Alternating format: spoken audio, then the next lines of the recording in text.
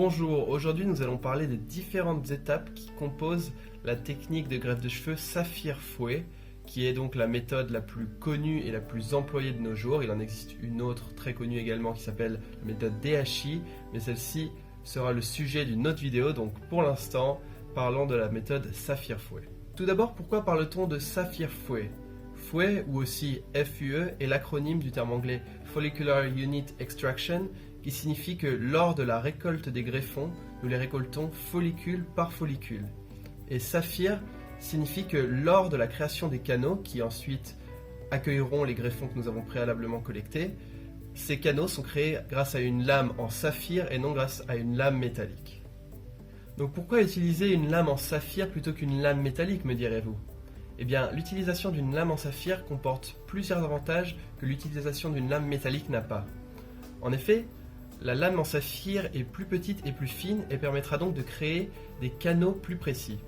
Cela aura pour bénéfice de permettre une cicatrisation plus courte, ainsi que de réduire les risques d'œdème notamment, etc.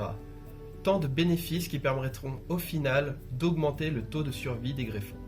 Donc il s'agissait là de la première raison en quelque sorte qui rend cette technique si populaire et si employée, mais c'est surtout la deuxième raison qui nous intéresse. En effet, la deuxième raison est que les étapes de la procédure en elle-même sont extrêmement fiables. En effet, une fois que la consultation finale a été effectuée avec le docteur, une fois que le type de cheveux a été analysé, que le pattern de croissance ainsi que la zone receveuse a été définie, tout ce qu'il reste à faire est de raser l'arrière du crâne, qui est donc la zone donneuse, pour ensuite injecter l'anesthésie locale et récolter à l'aide d'un micromoteur les follicules qui deviendront les greffons.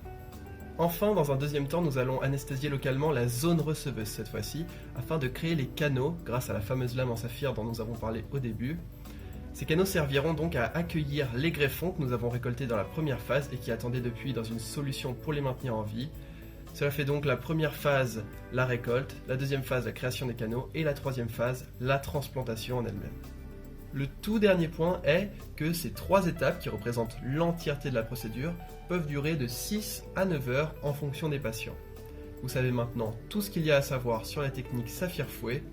Si vous avez plus de questions, comme d'habitude, ne vous privez pas de nous contacter, sinon, à bientôt dans une prochaine vidéo.